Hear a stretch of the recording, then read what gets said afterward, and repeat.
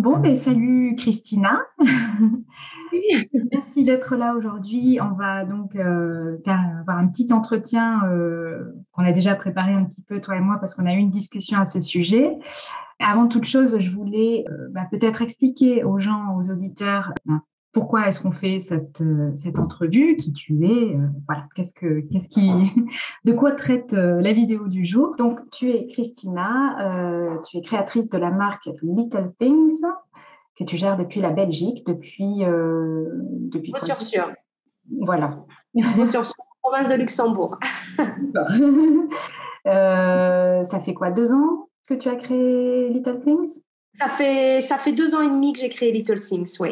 Voilà, donc après avoir longtemps vécu en Afrique et puis être revenu donc, dans ce coin de l'Europe. Donc, tu es également, et c'est pourquoi tu es là aujourd'hui, élève des formations à apprendre la bijouterie depuis plusieurs mois, voire années maintenant. Et voilà. Et c'est donc à ce sujet que tu m'as écrit il y a quelques mois de cela, un joli témoignage. Et si tu me permets, je vais le lire ici, si tu me donnes ton autorisation. Bien sûr, avec plaisir. Tu m'as dit donc maman de 2 enfants, un emploi à mi-temps et mon activité de création en plus, je n'aurais jamais eu le temps de retourner sur les bancs de l'école. Ta formation m'aura permis de devenir une créatrice de bijoux à part entière et de m'affirmer dans ce domaine. Donc, déjà, merci beaucoup pour ce témoignage. Ça fait Avec toujours chaud plaisir. au cœur et voilà. J'en profite pour le rappeler. C'est important aussi pour ceux qui donnent d'avoir ce genre de retour, de savoir qu'on peut aider Exact. les gens. Voilà, à la base, c'est beaucoup pour ça qu'on le fait, enfin, en tout cas que je le fais. Donc, voilà, merci beaucoup. Voilà, ce qui m'a interpellée donc, dans ce témoignage, c'est que du coup, je me suis dit que tu étais la preuve vivante que, oui, on peut le faire, qu'on peut réussir à créer sa marque, même en ayant un travail à côté, des enfants à gérer, une formation à suivre, et puis, comme beaucoup, des journées bien remplies. Alors, je rassure tout le monde, tu n'es pas Wonder Woman. Non, pas Euh, du tout. de ce que je sais, tu as même eu des accidents de parcours, on en parlera par la suite. Mais il y a une chose qui est sûre, c'est que tu n'as pas baissé les bras, tu as su rebondir. Euh, voilà. Donc, on va expliquer comment tu as fait, voilà, quel est ton secret de Wonder Woman, justement. Est-ce que tu peux nous dire, du coup, à quel moment et pour quelle raison, en fait, tu t'es tournée vers la bijouterie? Parce que, de ce que je sais, ce n'était pas ta formation première. Non, non, du tout. À la base, je suis secrétaire et j'ai eu envie de me tourner vers la bijouterie. En fait, je me suis remise en question professionnellement parlant au moment où mon fils est né. En fait, mon premier enfant est né. Donc là, je me suis complètement remise en question professionnellement et j'avais vraiment envie d'avoir une activité professionnelle créative et de réussir à avoir un métier lié à la création, mais je ne savais pas encore très bien lequel. Et à force de tester, d'observer un petit peu les différentes possibilités, et en essayant également, c'est à la bijou, vraiment du côté bijoux que je me suis penchée. Vraiment, j'ai eu un coup de cœur pour le bijou, alors que je n'avais jamais fait ça. D'accord. Oui, effectivement. C'était tout à fait nouveau pour toi. C'était tout à fait nouveau et j'ai dû tout apprendre de A à Z. Et bien entendu, les débuts, c'était beaucoup en autodidacte avec les petits outils qu'on a sur Internet, la petite logique aussi. Des fois, on se dit réfléchis et 2 minutes. Oui, tu as Et tâtonné au début, comme beaucoup. Tu testes, Ah oui, j'ai complètement tâtonné. D'ailleurs, quand je regarde les photos de mes premières créations que je n'oserais jamais divulguer, c'était absolument horrible. C'était absolument horrible. Et C'est c'était important beaucoup de les des garder, celles-là. C'est important de les garder, ces photos. Moi, c'est pareil, j'ai mon tiroir des horreurs. Mais voilà quoi. Donc, du coup, je me suis essayée et mon cœur a clairement battu pour la création de bijoux. Et je me suis dit, non, il faut vraiment que je développe ça parce que c'était. Je me suis vraiment découverte moi-même autrement grâce à la bijouterie, en fait. D'accord. Et du coup, tu t'es lancée. Tu as créé ta première marque, donc, qui s'appelait Nora Création Oui, et qui n'a malheureusement pas eu le succès escompté, de ce que tu m'as voilà. dit. Alors, Tu vas nous expliquer un petit peu comment tu l'as vécu, qu'est-ce que tu as mal fait, puisque a priori, si ça n'a pas marché, c'est qu'il y a certainement des raisons. Et voilà, quelles sont les leçons que tu as pu en tirer de ce premier échec?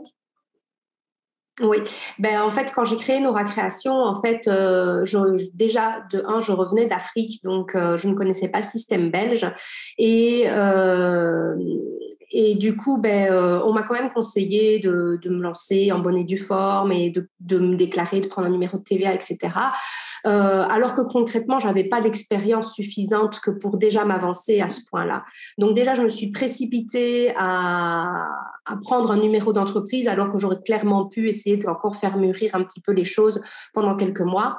Et puis surtout, voilà, comme je revenais de l'étranger, j'ai eu envie d'explorer plein de choses et du coup, je me dis, chouette, j'ai une Nora Création, j'ai un numéro professionnel, je vais pouvoir du coup avoir accès à tous mes fournisseurs professionnels pour la bijouterie. Et du coup, je me suis perdue dans mes idées et puis je me suis Tu mis dit, la tiens, charrue dans les bœufs. voilà, voilà. Et je me suis dit, tiens, j'ai envie de créer aussi des sacs, j'ai envie de créer des vêtements, j'ai envie de créer des bijoux assortis à mes sacs. Voilà, je suis vraiment partie dans tous les Dans tous les sens. sens. Mm. Je suis partie dans tous les sens et le problème, c'est que j'ai pas suivi mes finances non plus. Donc, c'est-à-dire que je voulais faire ça, je me dis, je le faisais. Je le faisais et du coup, au fur et à mesure, moi, j'allais repiocher un petit peu dans mes finances et ce que je gagnais n'était pas du tout proportionnel à ce que je dépensais. Et ça, c'est un point énorme et extrêmement important, c'est que j'ai pas du tout suivi mes finances. D'accord. J'ai donné tout ce que j'avais, tout ce qui me traversait par la tête et tu sais ce que c'est en tant que créatrice, quand quelque chose nous passe par la tête, des fois, on se dit, oh, Ouais. faut réfléchir un petit peu. Mais là, du coup, je réfléchissais pas. Je manquais clairement de maturité. Ouais. En fait, finalement, cette première marque aurait dû être ton terrain de jeu, d'expérimentation. Tu aurais dû garder ça en hobby plutôt que d'essayer d'en vivre dans un premier temps pour essayer Oui, de trouver tout à finalement fait. ton style et ce vers quoi vraiment tu voulais tendre. Ouais. Donc, c'est au moment où tu as vu tes finances dans le rouge que tu t'es dit, bon, on arrête, on met en pause. Oui, voilà, donc j'étais clairement, financièrement parlant, c'était plus possible. En plus de ça, j'avais toujours mon autre travail de sécurité en plus. Et puis, je suis tombée enceinte de mon deuxième. Et là, du coup, j'ai eu besoin de me recentrer professionnellement et en tant que mère. Du coup, j'ai fait une pause. Je Ouais. l'ai clairement très mal vécu parce que c'était un échec. Clairement, donc je l'ai vraiment vécu en tant qu'échec. Mais voilà, donc un échec, une petite pause de 2 ans on Ouais. va dire, où je me suis beaucoup remise en question, mais je me suis jamais dit j'arrête, c'est D'accord. fini, c'est pas pour moi. Je me suis toujours dit non, non, on met en stand-by. La vie a fait que voilà, je suis devenue maman pour la seconde fois, donc il fallait vraiment que je me sente là-dessus. Et pour revenir à Little Things, en tout cas pour revenir à mon activité de créatrice un petit peu plus tard, quand les choses seraient un petit peu mieux mises en place dans ma vie, on va Et dire. plus réfléchi peut-être. Ouais. Plus réfléchi, oui, beaucoup plus D'accord. mal. Donc, tu as pris ce recul nécessaire, tu as recentré tes priorités sur ta vie de maman, ce qui est très bien. Et tu t'es relancée donc en 2016, tu m'as dit? En 2019. 2019, pardon, oui. 2016, c'était Nora Pour Création. la création, voilà. Et du coup, en 2019, j'ai relancé mon activité. Et du coup, on dit, allez, on repart de zéro. Donc, euh, on trouve un nom chouette. Ouais. Et j'aimais beaucoup Little Things parce que ça veut dire plein de choses. Hein. Ce sont les petites choses et les petites choses qui font plaisir, les petites choses qui nous font du bien, etc.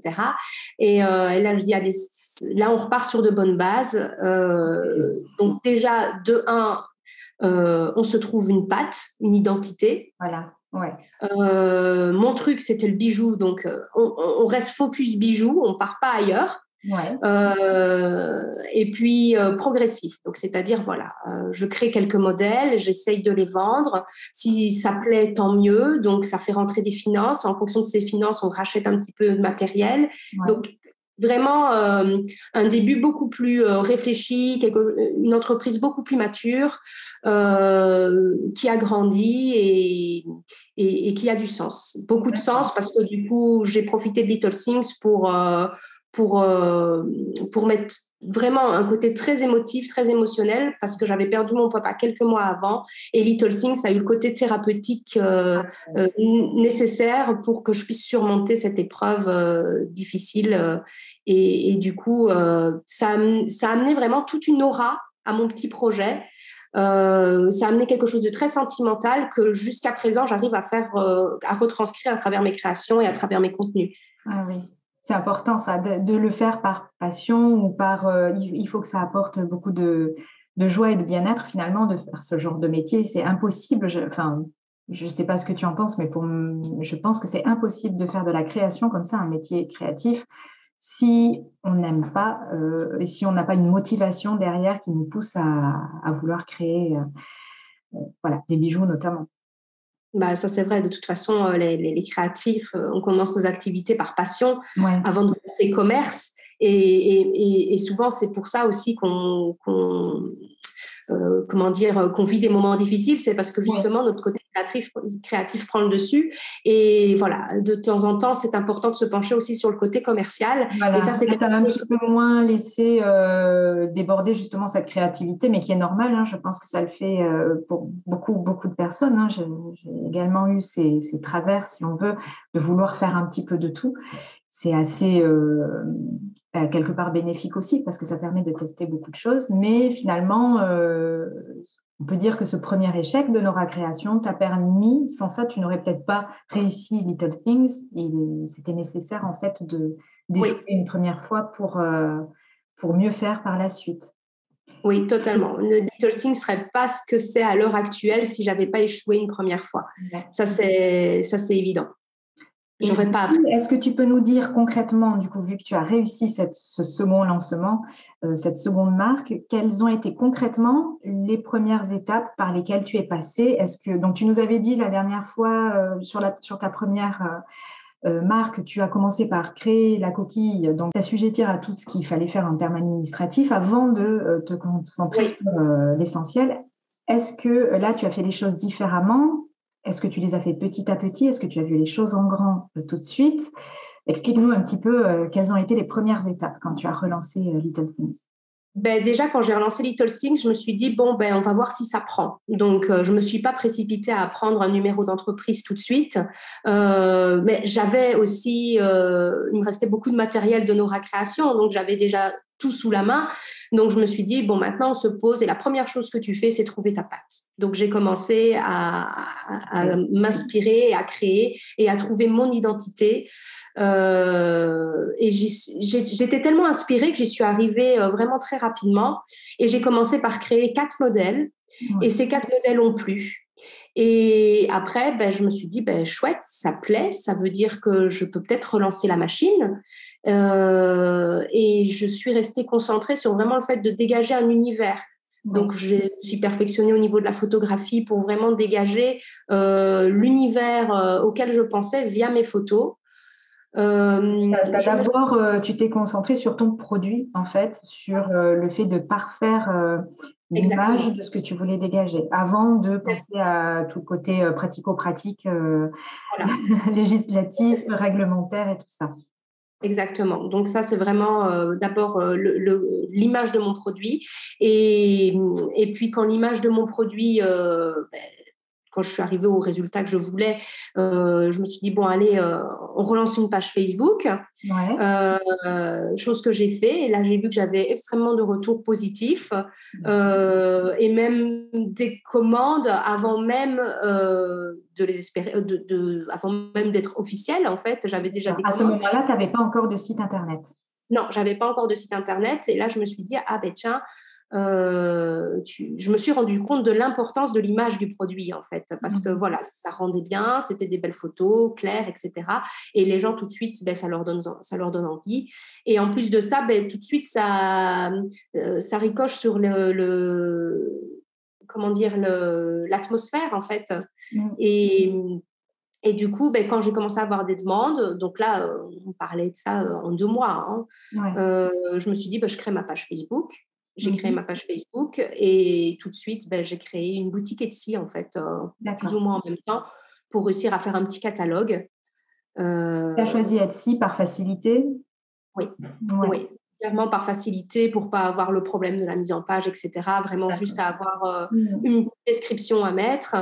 et quelques photos. Voilà. Donc, c'était vraiment par facilité et pour rassurer les gens aussi parce que, voilà, ici, tu as quand même les paiements par carte bancaire et tout ça. D'accord. Et ça facilite quand même les choses. D'accord. Donc, ça t'a apporté de la visibilité, ça a commencé à prendre un petit peu? Etsy, oui, ça a apporté de la visibilité, mais j'ai tout de suite senti qu'Etsy était un petit peu un frein parce que c'est une plateforme un peu complexe. C'est plus une plateforme de créateurs, tu as un petit peu de tout maintenant. Ouais.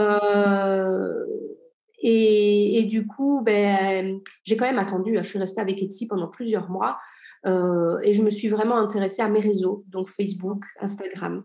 D'accord. Vraiment publier du contenu, discuter des émotions que ça me procure de créer, la signification des bijoux que je créais. J'aime beaucoup donner des noms à mes bijoux, comme nous Ouais. toutes, je pense, mais il y en a certains qui sont vraiment très significatifs par rapport à l'émotion que j'essaye de retranscrire via le bijou. D'accord. Et puis après, il y a eu la période très importante des premiers marchés de Noël, Ah oui. qui était extrêmement significatif parce que voilà, les marchés allaient me dire si oui ou non les gens étaient réceptifs à l'achat compulsif, ce genre de choses. D'accord. Donc, tu t'es préparé pour tes premiers marchés de Noël, quoi, quelques mois après avoir commencé à Oui, recruter voilà, des donc gens? j'ai lancé en septembre et du coup, en novembre, j'avais mon premier marché de Noël. Euh, un mois avant, j'ai quand même dû me déclarer parce que Oui. malheureusement, je n'avais pas accès à certains marchés de créateurs sans numéro professionnel. Donc D'accord. là, et puis aussi via pas mal de fournisseurs qui demandent un numéro professionnel. Ouais. Donc, je me suis vite retrouvée confrontée au fait de devoir de toute manière prendre un numéro d'entreprise. On va Petit dire. aparté pratico-pratique, est-ce que alors, toi, tu es plutôt à l'aise avec l'administratif de par ton autre activité, justement de secrétariat, d'administratif, tout ça. Euh, Est-ce que c'est compliqué de se déclarer? Parce que je sais que pour beaucoup, beaucoup de créatrices s'empêchent, par exemple, de postuler à des marchés parce qu'elles ne sont pas encore déclarées, qu'elles se disent, ouh là là, ça va être compliqué, j'attendrai l'année prochaine. Est-ce que ça a été quelque chose de compliqué à faire en Belgique? Non, c'est pas du tout compliqué. Il suffit d'un rendez-vous pour être déclaré. Ouais. Tu vas, ici en Belgique, on appelle ça un guichet d'entreprise. On va au guichet d'entreprise, il rentre les codes de TVA auxquels on souhaite être inscrit. Donc ici, créatrice de bijoux fantaisie, ce genre de code. Et tout de suite, on a notre numéro d'entreprise. Maintenant, oui, il y a des aléas parce que du coup, on va devenir indépendant. Et quand on est indépendant, on doit payer des cotisations sociales. Ouais. Voilà, donc Ça, ça, c'est c'est pas tout le pareil. côté plus compliqué auquel il faut bien se renseigner, mais les guichets d'entreprise sont justement faits pour ça. Donc, il suffit d'appeler en fait un secrétariat social et faire un rendez-vous de préparation pour savoir, voilà, je vais me déclarer, quels sont les codes que je dois appliquer et aussi qu'est-ce que ça va me coûter en termes de cotisation parce que ça varie. Moi, mon autre activité de secrétariat, je suis aussi indépendante, donc c'est une autre répercussion que si on est employé et qu'on a une activité complémentaire en tant qu'indépendant. Ok. Donc, mais compliqué en C'est soi, c'est pas compliqué. accessible. Donc, revenons au marché de Noël. Qu'est-ce que ça t'a apporté, ces marchés? Est-ce que tu as trouvé ta clientèle? Oui, complètement. J'ai eu, j'en espérais pas autant en fait à mes premiers marchés de Noël. Je me suis rendu compte que via mon stand, via mes bijoux, via mes visuels, j'arrivais vraiment à dégager ces émotions, mon univers en fait. Et les gens étaient extrêmement réceptifs à ça. Et j'ai eu plein de retours positifs, de très bonnes ventes, donc très encourageantes, déjà pour son estime de soi et aussi pour sa trésorerie. Et ces premiers marchés de Noël m'ont clairement permis de passer à l'étape supérieure. Ouais. Donc, la confirmation que mon projet était viable, la confirmation que mes créations plaisent, que mon univers plaît, Ouais. et qu'il fallait clairement que je continue sur ce chemin en prudence, mais D'accord. continuer d'évoluer, quoi. Et l'étape suivante, ça a été, je crois, la création de ton site en propre, du coup, de ton propre. Voilà, donc j'ai créé mon e-shop parce que Etsy commence à apprendre. Ouais. et du coup, je me suis dit, ça coûte. Et si quand ça prend, l'air de rien, ça coûte cher en commission. Donc, je me suis dit, tiens, là, ça vaudrait le coup que je crée mon propre site internet. Et j'avais eu une première expérience avec Wix à l'époque de Nora Création. Et du coup, je me suis dit, tiens, je maîtrise l'outil Wix. Donc, je vais repartir sur Wix pour Little Things. D'accord. Je précise que tu n'es pas, comment dire, webmaster de formation. Tu as réussi avec Wix à faire toi-même ton site. Tu n'as pas eu besoin d'aide. Non, j'ai pas eu besoin d'aide. J'ai des copains informaticiens. J'ai même pas eu besoin de leur demander de l'aide. Ouais. Franchement, des outils comme Wix, quand on ne connaît rien. Bien sûr, il faut connaître la manipulation de l'ordinateur. Voilà, il faut quand même manipuler les ordinateurs. Mais à partir du moment où on a l'habitude d'utiliser un outil informatique, franchement, Wix est vraiment accessible à tout le monde. D'accord. Donc, tu as créé ton site et tu as réussi à déplacer ta clientèle de Etsy sur ton propre site. Ah oui, complètement. Et ça m'a même fait gagner en clientèle parce que du coup, les gens qui étaient un petit peu freinés par la plateforme Etsy se retrouvaient directement sur mon site internet qui est clairement un catalogue virtuel. Et puis, ça a permis d'élargir aussi un petit peu mon réseau de vente et aussi apporter du coup une structure beaucoup plus professionnelle. D'accord. Ouais. Est-ce que tu vends à des revendeurs du coup depuis ? Oui, je vends à des revendeurs. Donc, j'ai commencé au tout début, j'ai commencé avec des dépôts-ventes, ce qui est clairement le plus accessible quand on essaye de s'élargir. Et à l'heure actuelle, donc je ne suis plus en personne physique, je suis passée en société depuis le mois de janvier. Et d'un côté pratique, maintenant, je ne fais plus de dépôt-vente, je fais que des revendeurs. Donc, même mes partenaires où j'étais en dépôt-vente, on a convenu de passer en revendeur. D'accord. Moi, j'imagine que la partie revente est venue bien après la vente. Oui, bien sûr. Tu as également réussi à installer un petit showroom chez toi, donc tu peux accueillir ta clientèle. Est-ce que, parce que je l'ai vu l'autre jour, est-ce que tu peux nous faire un petit home tour de ton atelier? Bien sûr. Showroom. Là, ici, c'est tout mon petit espace créatif. Voilà. Et puis, là, on a tout le côté boutique. C'est bien ça. Ça, c'est très pratique de pouvoir, j'imagine, accueillir des personnes directement pour leur montrer tes créations. Exactement, oui. C'est vraiment un plus. Et à l'heure actuelle, ma boutique représente 2/3 de mes ventes. Voilà, j'ai un tiers qui est couvert par mon e-shop et les 2/3 qui sont couverts par la boutique parce que c'est intéressant d'observer un petit peu le comportement des clients, mais en termes de bijoux, je pense qu'il y a une conclusion évidente. Il y a des gens qui aiment bien toucher, il y a des gens qui aiment bien essayer. Voilà. Et je confirme que moi aussi, je n'ai jamais fait autant de ventes qu'en boutique physique. Oui, voilà, c'est ça. Après, c'est un coût aussi. Là, c'est chez toi, donc tu n'as pas à répercuter le coût d'un loyer. J'ai eu beaucoup de chance. Faire une boutique, là, j'ai une pièce de ma maison que j'ai pu aménager. On a fait des travaux parce que du coup, ma cour extérieure, j'avais une fenêtre. On a transformé la fenêtre en porte. Comme ça, les gens rentrent directement dans ma boutique. J'aurais jamais pu penser boutique s'il fallait que j'aille louer un local ailleurs. Oui, alors après, il y a aussi des boutiques multicréateurs en ce moment. Oui, bien sûr. Il y a des espaces. C'est un bon Il y a pas mal d'espaces. Voilà. C'est vrai que moi, de ce côté-là, je suis assez restreinte parce que je suis dans une belle petite campagne. Ouais. Donc, du coup, tous ces espaces workshop, partagés, local de créateurs, etc. Il faut que je fasse 1h30 de route. Donc, il fallait que je me débrouille toute seule, en fait. Et c'est, ça aussi, c'était une philosophie quand j'ai fait Little Things. C'est, bon, je dois me débrouiller toute seule, mais il faut le faire bien. Et d'ailleurs, ça me, très bonne. Ça me permet de faire un petit peu le gap avec la question suivante, qui est justement, tu étais toute seule et tu as décidé de te former à la bijouterie artisanale, puisque jusqu'à présent, donc, je rappelle, tu faisais beaucoup de montage, surtout. Tu faisais des apprêts montés, donc des apprêts déjà plaqués or. À quel moment et pourquoi est-ce que tu t'es formée? Et puis, au passage, pourquoi est-ce que tu as choisi une formation en ligne qui est celle d'apprendre la bijouterie, celle que je propose?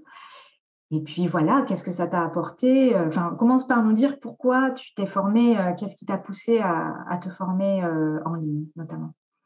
Ben, déjà, c'est parce que je me rendais bien compte que d'un point de vue technique, j'arrivais un petit peu au bout de ce que je pouvais apprendre moi-même.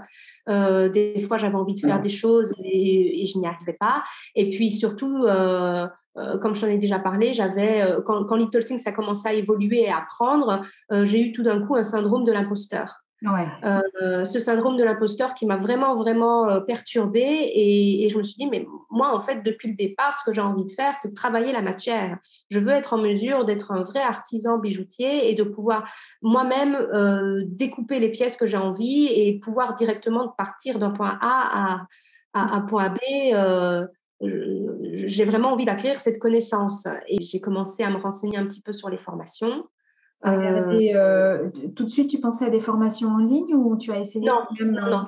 Non, non, en fait, ça ne m'avait même pas traversé l'esprit qu'il y avait des formations en ligne en bijouterie et je me suis tout de suite renseignée auprès des centres de formation de ma région et il existait en effet des formations, mais après journée, enfin, des choses qui se prêtaient pas du tout à ma vie parce que ben, déjà un autre travail, mes 2 enfants, je me voyais pas repartir sur les bancs de l'école en soirée.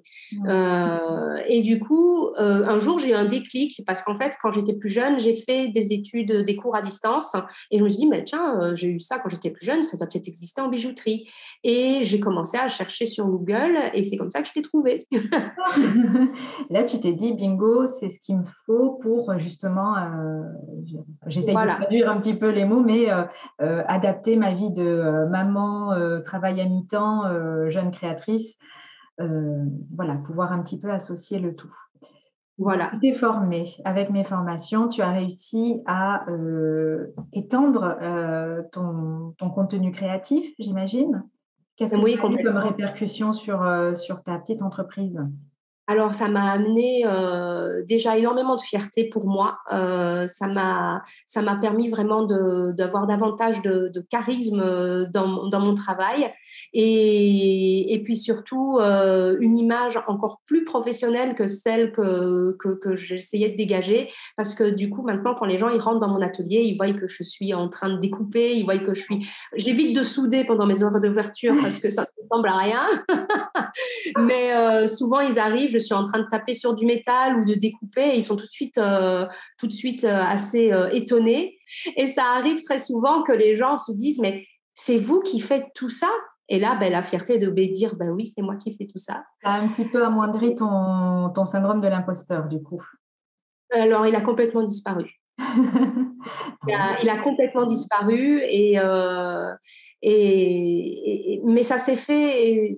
Enfin, moi, j'ai été vite, mais moi, intérieurement, je trouve que ça s'est fait en douceur parce qu'en plus, grâce à ta formation, c'était vraiment. Et c'est ça qui était chouette avec ta formation, c'est que tes modules sont là, on les fait quand on peut, comme on veut, et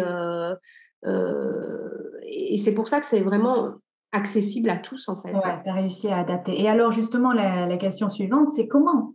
Quel est ton secret pour avoir réussi à faire, ton job, à mi-temps, donc de secrétariat, gérer tes enfants, la vie, de tous les jours à la maison, ton activité qui commençait déjà à prendre avant même d'être formée à la bijouterie et donc cette formation à la bijouterie. Ça fait beaucoup, on est nombreuses à se demander, mais enfin, comment elle fait?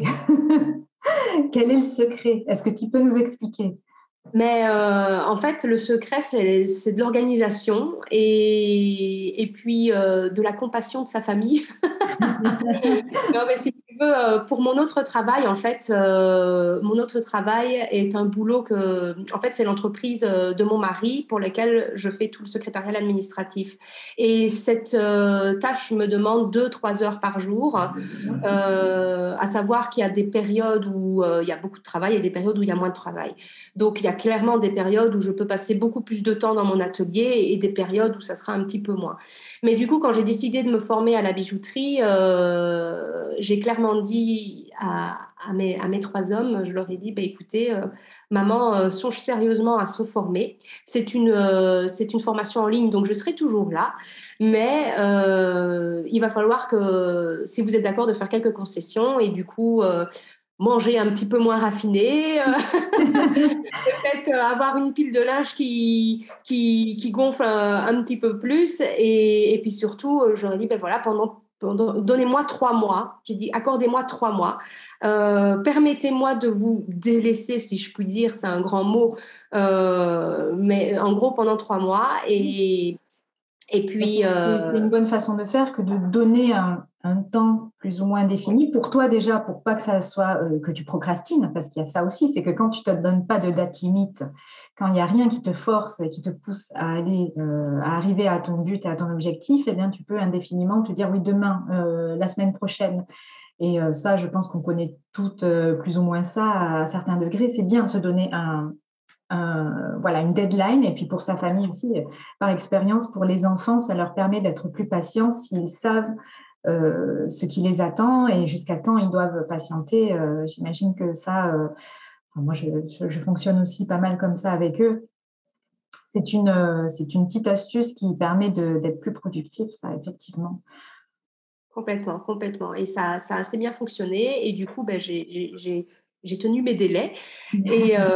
Et, pendant. Après, voilà, il a quand même fallu que je continue de travailler pour l'entreprise, de continuer de faire mon travail de secrétaire. J'allais chercher mes enfants à l'école. Mais c'est vrai que pendant ces 3 mois, j'ai pas fait. Mes week-ends, je travaillais à l'atelier, quoi. Voilà, ça a vraiment été comment dire, un accord familial que j'allais vraiment m'investir à 200% dans cette formation et que du coup, ben, ça allait manger nos dimanches, ça allait manger nos samedis. En tout cas, tu n'as pas fait les choses à moitié. Tu t'es dit, je le fais ou rien, quoi.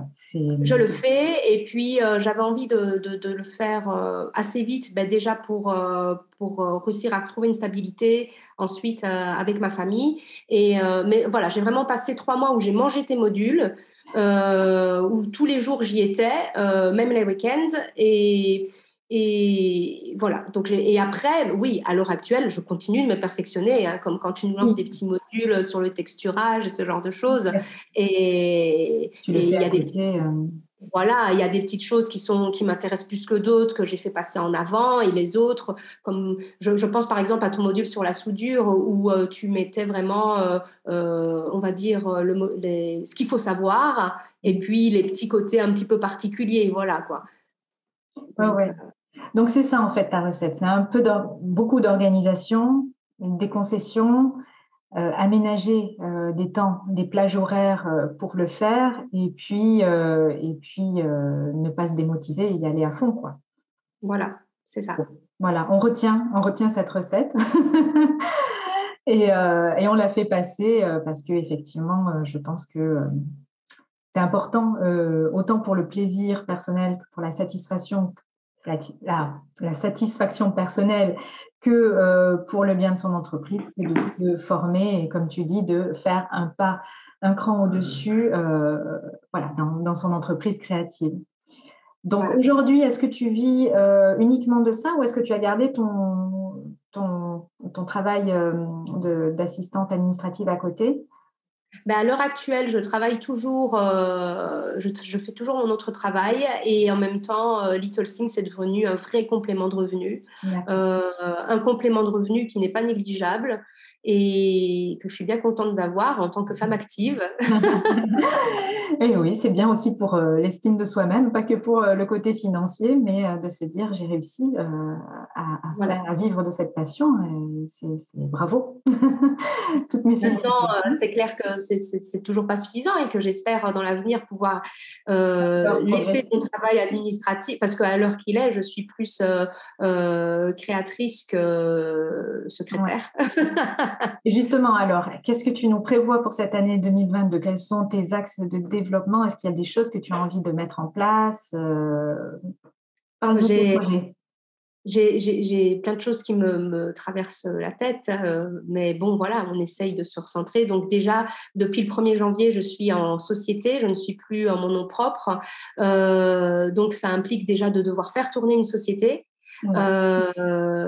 Et donc en gros, je dois lui refaire une trésorerie, donc tout ce côté un petit peu barbant, comptable, mais donc déjà réussir à mettre ma société, à faire tourner ma société, à la mettre sur les rails. Et moi, mon ambition est clairement d'avoir une boutique plus tard, en dehors de ma maison, donc dans une rue Ouais. commerçante, avoir mon atelier boutique. Donc, tu vas Et t'atteler à cette tâche pour voilà. 2022. Eh bien, Ouais. écoute, c'est tout ce qu'on te souhaite. C'est tout ce qu'on te souhaite pour cette année et pour les années suivantes. Et puis, je précise que je mettrai en lien dans cette vidéo et sur le blog où est-ce qu'on peut te retrouver. Donc, tu nous as dit sur Instagram, Facebook, sur ton site internet. On mettra également l'adresse de ton showroom, si jamais il y a des Belges qui passent dans le coin pour te faire un coucou. Et puis, je vais te remercier, Christina, pour le temps que tu as pris, que tu nous as accordé pour nous partager tes secrets, tes conseils. J'espère que ça aura inspiré beaucoup de personnes qui se lancent, qui ont peur ou qui hésitent à se lancer parce qu'elles auraient une vie un petit peu trop complète déjà. Ben, j'espère. En tout cas, c'est à la portée de tous. Quand je me rappelle mes débuts, je n'avais jamais mis une pince entre mes mains. Donc, c'est à la portée de tous. Et merci à toi pour cette belle formation et pour la personne. Il y en aura d'autres qui arrivent. Moi aussi, je travaille. On attend les prochains modules avec impatience. Déjà, moi, j'installe mon atelier pour l'instant. Et après, on fera les modules, promis. Ah ben, avec plaisir, j'ai hâte en tout cas. Je te dis au revoir, Christina, et puis tiens-nous au courant. Voilà, on partagera avec plaisir tes avancées. Avec grand plaisir, merci à toi et à bientôt. Allez, salut. Salut.